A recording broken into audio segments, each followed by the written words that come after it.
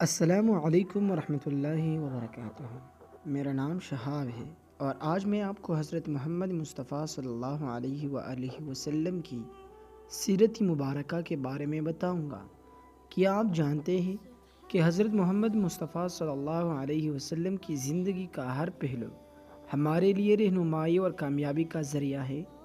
اگر آپ انبیاء کرام علیہم السلام کے واقعات، اسلامی تاریخ اور ایمان افروز معلومات پسند کرتے ہیں تو ہمارے چینل کو ضرور سبسکرائب کریں، ویڈیو کو لائک کریں اور اپنے دوستوں کے ساتھ شیئر کریں۔ ویڈیو کو آخر تک ضرور دیکھیں کیونکہ اس میں آپ کو سیرت نبوی صلی اللہ علیہ وسلم سے متعلق بہت سی دلچسپ اور سبق آموز باتیں معلوم ہوگی۔ حضرت محمد صلی اللہ علیہ وآلہ وسلم کی ولادت مبارک عام الفیل میں مکہ مکرمہ میں ہوئی۔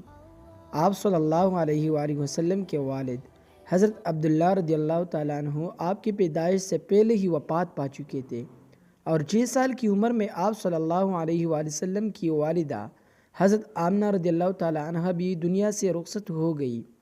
اس کے بعد آپ صلی اللہ علیہ وسلم کی پرورش پہلے آپ کے دادا حضرت عبد المطلب اور پھر چچا حضرت ابو طالب نے کی۔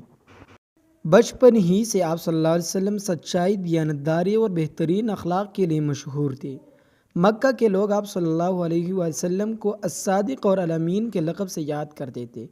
آپ صلی اللہ علیہ وسلم کبھی جھوٹ نہیں بولتے تھے اور ہمیشہ دوسروں کے ساتھ حسن سلوک سے پیش آتے تھے۔ جب آپ صلی اللہ علیہ وسلم کی عمر 40 سال ہوئی تو اللہ تعالیٰ نے آپ صلی اللہ علیہ وسلم کو نبوت عطا فرمائی۔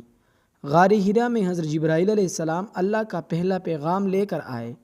اس کے بعد آپ صلی اللہ علیہ وسلم نے لوگوں کو ایک اللہ کی عبادت کی دعوت دی اور بت پرستی، ظلم اور برائیوں سے روکنا شروع کیا۔ ابتدائی دنوں میں بہت سے لوگوں نے آپ صلی اللہ علیہ وسلم کی مخالفت کی۔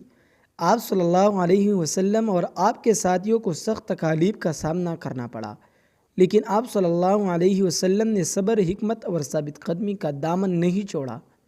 آخر کار اللہ تعالیٰ کے حکم سے آپ صلی اللہ علیہ وسلم نے مکہ سے مدینہ کی طرف ہجرت فرمائی اور یہ ہجرت اسلامی تاریخ کا ایک اہم واقعہ ہے۔ مدینہ میں آپ صلی اللہ علیہ وسلم نے ایک ایسی معاشرت قائم کی جس کی بنیاد انصاف، بھائی چارے اور رحم دلی پر تھی۔ آپ صلی اللہ علیہ وآلہ وسلم نے لوگوں کو ایک دوسرے کے حقوق ادا کرنے، سچ بولنے، وعدہ پورا کرنے اور ضرورت مندوں کی مدد کرنے کی تعلیم دی۔ فتح مکہ کے موقع پر